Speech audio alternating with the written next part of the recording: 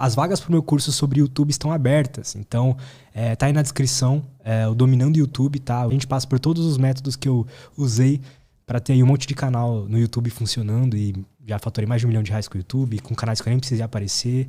E se você tem alguma vontade de começar a produzir conteúdo para internet, na minha opinião, acho que o YouTube é o melhor lugar. Então, dê uma olhada lá, se te interessar, fica o convite. Esse lance, a gente tá agora, os principais aplicativos, por assim dizer, que estão bombando direto, só se fala dessa parada, não sei o quê, ChatGPT, Midjourney, né? Eu imagino que pra vocês, nenhum dos dois seja novidade, assim, vocês já sabiam que... Já devia ter uma ferramenta dessa mais underground antes, né? Como é que Com certeza. Se você pensar no GPT, a gente está no GPT-3, então as versões anteriores já estavam sendo construídas. E agora, qual é a diferença? A gente podia começar falando isso, né? Por que agora bombou? Se a gente está falando disso há um tempão, se já existe o GPT até a versão 3, se a gente já viu essa evolução... O ChatGPT colocou a inteligência artificial na mão das pessoas. Antes do ChatGPT, toda essa inteligência ou toda essa utilização, ela tinha que ser feita por gente mais nerd ou tinha que ser feito por empresas. Então, eu brinco que a gente está vivendo uma era da IA 2.0. É que nem o Web 1.0, você tinha as empresas fazendo site e as pessoas usavam o site que as empresas faziam. O Web 2.0, você começa a ter ferramentas que as pessoas começam a utilizar, redes sociais, blog, etc. E isso foi o que explodiu com o uso da internet. A gente tinha a IA 1.0, que eram as empresas utilizando, já faz muito tempo, inclusive, que elas estão utilizando. A partir de janeiro desse ano, quando o ChatGPT ficou disponível para as pessoas, o poder passou para a mão, democratizou o uso da inteligência artificial, passou para a mão das pessoas. Todo mundo começou a usar. E aí que começou a preocupação, porque aí todo mundo começa a utilizar de 1000 maneiras distintas, algumas não tão legais quanto outras. Muita gente não sabe o que está fazendo, não sabe como está utilizando, está usando de maneira inadequada. E aí começa a discussão de ética, de utilização, se pode ou não pode. E aí é professor proibindo de fazer trabalho que não seja com isso. Não pode ser, tem que ser à mão, porque não vai usar o ChatGPT. Os alunos usando o ChatGPT junto com impressão 3D para burlar o professor. Então aí começa essa discussão, né, que é repeteco de outras discussões que a gente já teve em outros momentos. É verdade. Toda vez que a gente tem uma tecnologia nova chegando, todo mundo pira. Isso. Né? Quando vem a internet, todo mundo pirou. Isso. Né? Mas, essa IA 2.0 que você está chamando, ela não tem o poder de impacto de transformador que a internet tem. Ou tem? Maior. É mesmo? Maior. A gente está vivendo a ponta do iceberg de uma revolução cognitiva gigantesca, provavelmente a maior da história, né? Se a gente pensar, a gente já passou por algumas revoluções cognitivas muito importantes. O livro foi uma delas, não sei se delas, né? O Álvaro com certeza sabe disso. Antes do livro, as pessoas não liam silenciosamente com a cabeça delas, né? As leituras eram feitas, faladas, em grupo, etc.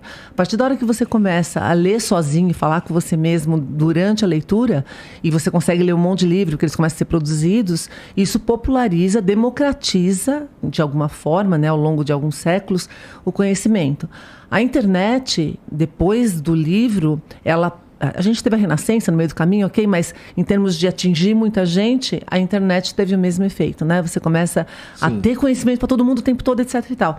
Agora você tem uma inteligência que te ajuda, uma inteligência que ainda está no começo, que te ajuda a fazer muito mais rapidamente vários trabalhos cognitivos, né? Quem usou, não sei se você já usou. Cara, eu usei para fazer umas perguntas muito idiotas, só para ver se manjava mesmo, entendeu? Aí a maioria das perguntas que eu falava, cara, eu sou só uma inteligência artificial, não tô preparado a responder questões filosóficas da humanidade, cara. Que é as perguntas assim mais arrombadas que eu fiz, pra ser sincero, tá? E tem o lance, e me ajudem aí, por que o ChatGPT, ele só tem o banco de dados até 2021 e por que é um perigo ele estar conectado à base de dados que a gente tem hoje? Não, na realidade, um dos desafios... vamos voltar um pouquinho, né?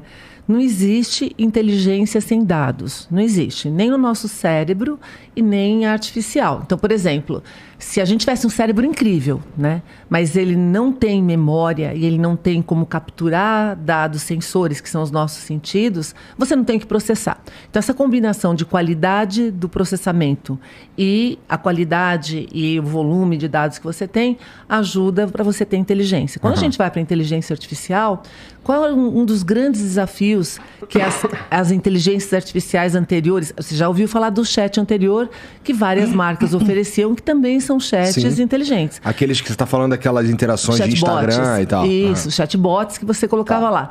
O desafio deles é que você tinha que treinar. Então, para um banco, era fácil, que o banco tem milhares e milhares de interações por dia com pessoas. Isso treina a plataforma. Quando você pega uma empresa menor, você tem que treinar com as características da sua empresa. Então, se você não tem dados, você não consegue treinar machine learning. Aí vamos para o ChatGPT.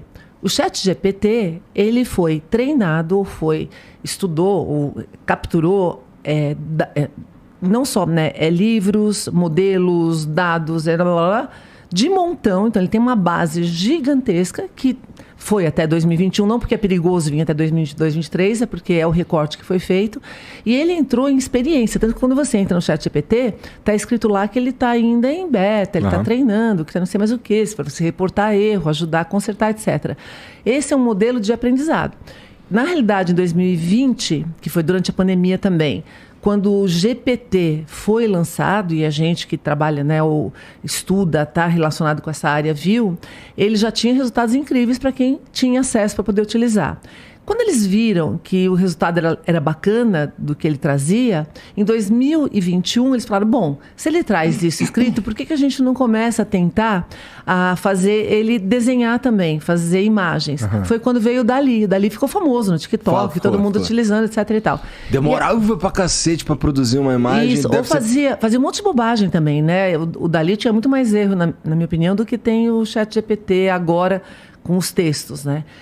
E a partir daí, em 2022, a tecnologia continuou evoluindo e eles colocaram, disponibilizando o GPT, formato de chat, para todo mundo, no finalzinho de 2022 e início de 2023.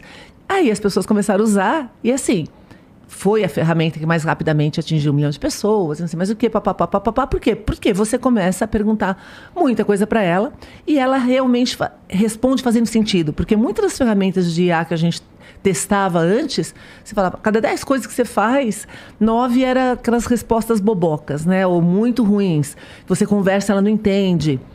Ou seja, não era útil. Agora não. Agora, para cada 10 perguntas que você faz, ele responde as 10. Ele pode ter... E a gente pode conversar depois, para não ficar monopolizando aqui, mas a gente pode conversar quando que está ruim isso, quando não é, quais são os riscos, mas é justamente porque ele responde bem que a gente começa a utilizar bastante. E é justamente porque ele responde bem que a gente corre o risco de acreditar em tudo que ele coloca, Então, esse é o grande problema que eu acho que todo mundo começou a ficar preocupado, qual é o limite dessa utilização. E se isso é apenas o começo, onde a gente vai parar,